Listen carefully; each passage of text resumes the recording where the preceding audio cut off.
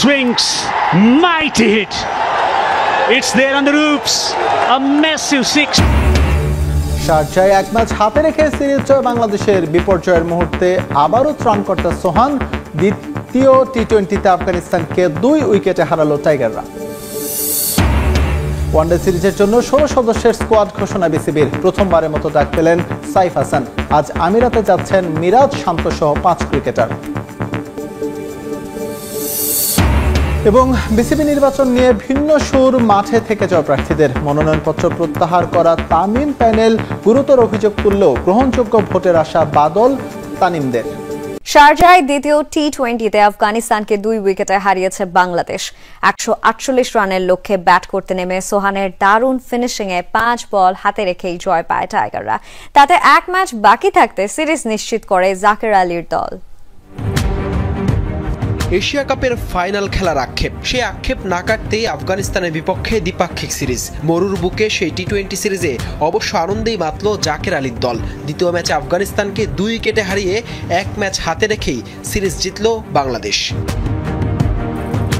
148 রানের লক্ষ্য তাড়া করতে নেমে ওমর জায়ের করা দ্বিতীয় ওভারেই আউট তানজিদ তামিম। পরের ওভারেই পারভেজ এমনকে দ্বিতীয় শিকার বানান ওমর জাই।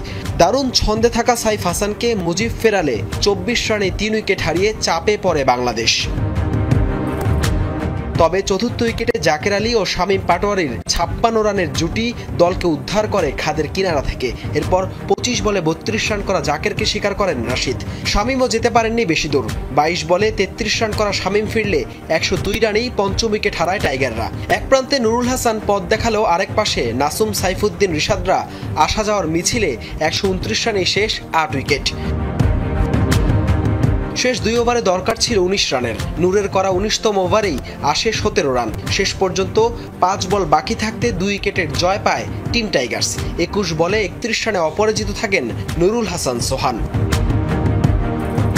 এর আগে শারজায় টস হেরে ব্যাটিংয়ে নেমে ওপেনিং জুটিতেই 55 রান তোলেন 2 ওপেনার সেদিকুল্লাহ অতল ও ইব্রাহিম জাদরান। ব্যক্তিগত 23 রানে অতলকে ফিরিয়ে সেই জুটি ভাঙেন রিশাদ। এরপর দলীয় 71 রানে 38 রান করা জাদরানকে ফিরিয়ে নাসুম এনে দেন দ্বিতীয় উইকেট। তার পরের ওভারেই তারাখিলকে নিজের দ্বিতীয় শিকার বানান রিশাদ। দ্রুতই দারুইশ রাসুলিকে ফিরিয়ে নামের পাশে আরও 1 উইকেট যোগ করেন নাসুম। তাতে 90 রানে 4 উইকেট হারিয়ে চাপে পড়ে আফগানরা। ব্যাকফুটে থাকা আফগানদের চ্যালেঞ্জিং স্কোর এনে দেন ওমর জাই ও মোহাম্মদ নাবি। ওমর জাইয়ের 19 ও নাবির অপরাজিত 12 বলে 20 রানে নির্ধারিত ওভারে 5 উইকেটে 147 রান সংগ্রহ করে আফগানিস্তান। 2টি করে উইকেট নেন নাসুম, রিশাদ ও 1 উইকেট নেন শরীফুল। মেহেদী হাসান মিরাজকে অধিনায়ক করে আফগানিস্তানের বিপক্ষে ওয়ানডে সিরিজের জন্য 16 সদস্যের দল ঘোষণা করেছে বাংলাদেশ। প্রথমবারের মতো ওয়ানডে দলে ডাক পেলেন সাইফ হাসান। 16 সদস্যের এই স্কোয়াডে জায়গা হয়নি টি-20 দলে থাকা ওপেনার পারভেজ হোসেন ইমনের। দলে আছেন টি-20 স্কোয়াডে না থাকা নাজমুল হোসেন শান্ত, নাইম শেখ, হাসান মাহমুদ ও নাহিদ রানা। এছাড়া বাঁহাতি স্পিনার তানভীর ইসলামও আছেন এই দলে। 8 অক্টোবর থেকে শুরু হবে 3 ম্যাচের ওয়ানডে সিরিজ। ম্যাচ 3টে অনুষ্ঠিত হবে আবুধাবিতে। 8, 11 ও 14 অক্টোবর যথাক্রমে ম্যাচগুলো গড়াবে শেখ সায়েদ স্টেডিয়ামে। উইকেটের একপাশে দাঁড়িয়ে অসহায় নুরুল হাসান সোহান দেখছিলেন শামীম পাটোয়ারি, মোহাম্মদ সাইফুদ্দিন, রিশাদ হোসেনদের আসা যাওয়ার মিছিল। মাথায় হাত তাসকিন আহমেদ, গুরু ফিল সিমন্সের। এত সহজ লক্ষ্য মিস করবে টাইগাররা? ফের সমালোচনার পাহাড়ে চাপা পড়বে বাংলা? কিন্তু না, ঠান্ডা মাথায় নিজের সামলালেন কঠিন পরিস্থিতি। শরীফুল ইসলামের হাতে তুলে দিলেন গুরু দায়িত্ব। বড় ভাইয়ের সাহসে তলোয়ার চালিয়ে আফগান বধ পঞ্চগড় এক্সপ্রেসের। হাসিমাখা মুখ টাইগারদের। 1 ম্যাচ বাকি থাকতে সিরিজ নিশ্চিত। Shariful Islam the hero. Long on দিয়ে বাউন্ডারি হাঁকিয়ে তিনি দলের জয় নিশ্চিত করলেন। এর আগে দলের জয়ের রাস্তাটা তিনিই বরং তৈরি করে দিয়েছিলেন, তবে সেটা বল হাতে। ব্যাট হাতে তিনি সেই রাস্তা ধরে দলকে শেষ প্রতিবন্ধকতারটুকু পেরুতে সাহায্য করলেন। তাতে করে আফগানিস্তানের বিপক্ষে টি-20 সিরিজ জিতে নেয় বাংলাদেশ। পরপর 2 ছক্কা হাঁকিয়ে রিশাদকে রীতিমতো ভরকে দিয়েছিল আফগান ওপেনার। বিপরীতে কম যাননি টাইগার লেগ স্পিনার। 2 ছক্কা হজমের বদলা সঙ্গে সঙ্গে নিয়ে নিলেন তিনি। দারুণভাবে কামব্যাক বোলিং ফাঁদে ফেলে আউট করলেন সাদিকুল্লাহ আতালকে। রিশাদের এমন বুদ্ধিমত্তার পরিচয় নিয়েই বাকিটা জানবো রিপোর্টে। বর্তমানে বাংলাদেশ দলের একমাত্র লেগ স্পিনার রিশাদ হোসেন, যার হাত ধরেই লেগ স্পিনে এসেছে নতুন দিনের বিপ্লব। অভিষেকের পর থেকে আস্থার প্রতিদান দিয়ে যাচ্ছেন তিনি। তারই ধারাবাহিকতায় আজকেও দেখান নিজের বোলিং ভেলকি। খরচে হলেও নিজের বুদ্ধি ব্যবহারের দিক থেকে শতভাগ সফল এই ডানহাতি ক্রিকেটার, যার উদাহরণ হতে পারে আজ সাদিকুল্লাহ আতালের উইকেটটি। পরপর দুটি ছক্কা হজম করার পরেও মনোবল হারাননি তিনি। দারুণভাবে প্ল্যানিং করে তুলে নেন আফগান ওপেনারের উইকেট। আসসালামু আলাইকুম। সর্বমোট 9টা ছক্কা স্পিনার এগেনস্টে ইনিংসে বাংলাদেশ মেরেছে এবং সে সঙ্গে 7টা 4 মেরেছে। 6 নং 54 আর 4 7 28। সর্বমোট ছক্কা হয়েছিল 10টা এবং সর্বমোট 4 হয়েছিল 10টা।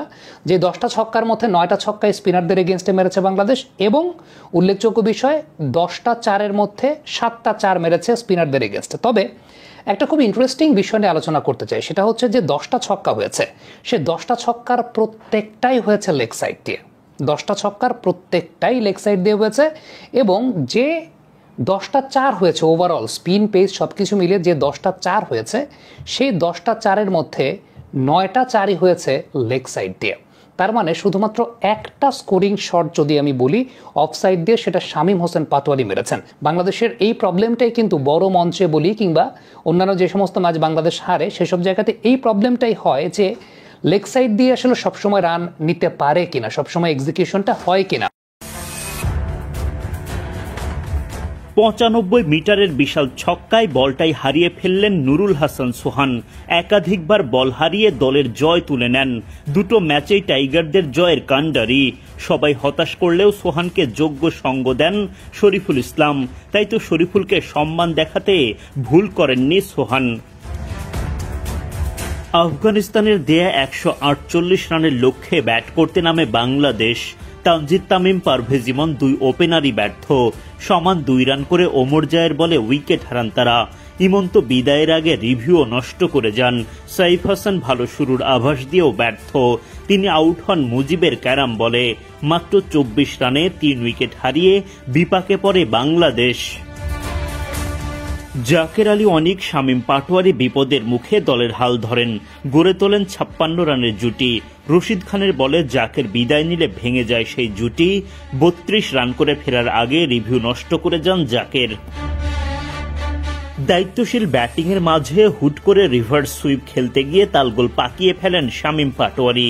33 রান করে শামীম বিদায় নিলে মহা চাপে পড়ে বাংলাদেশ।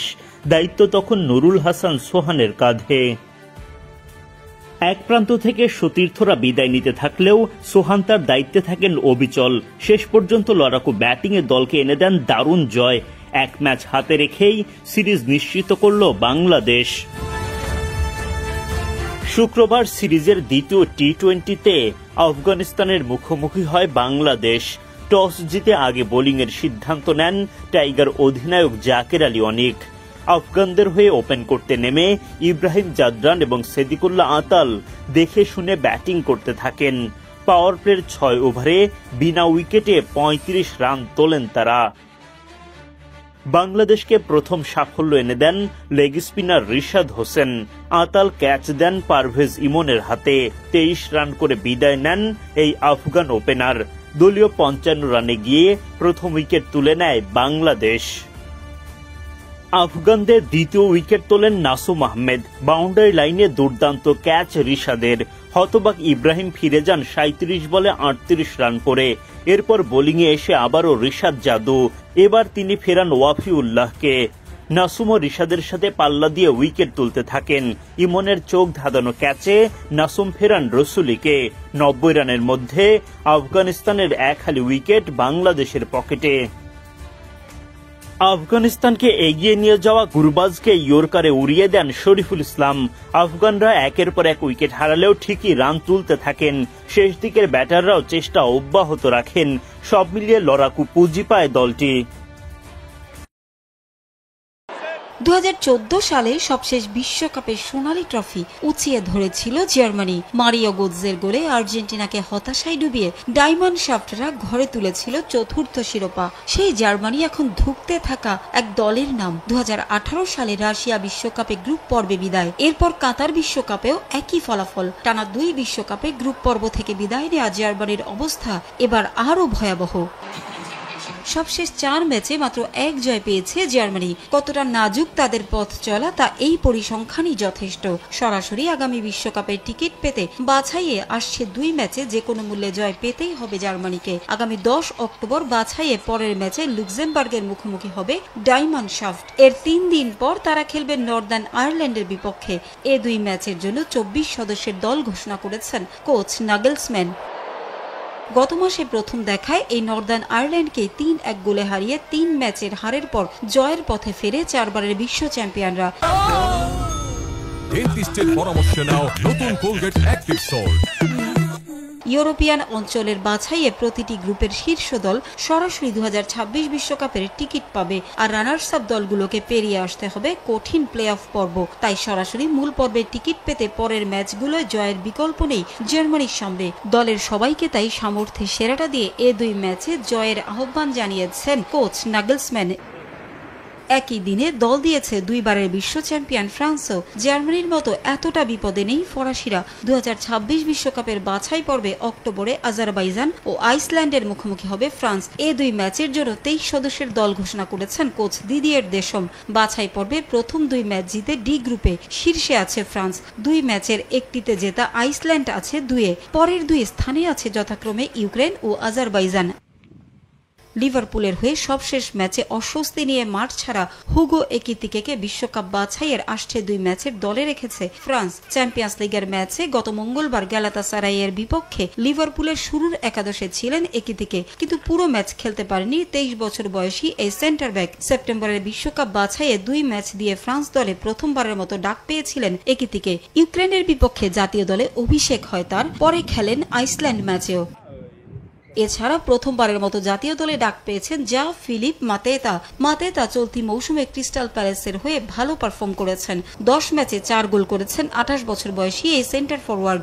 ফ্রান্সের আক্রমণ ভাগে আরও আছেন রিয়াল মাদ্রিদের তারকা forward Kylian Mbappe, PSG Bradley Barcola ও এবারের গ্রীষ্মকালীন দলবদলে সৌদি ক্লাব আল নাসরে যোগ দেয়া কিংসলে কোম্যান।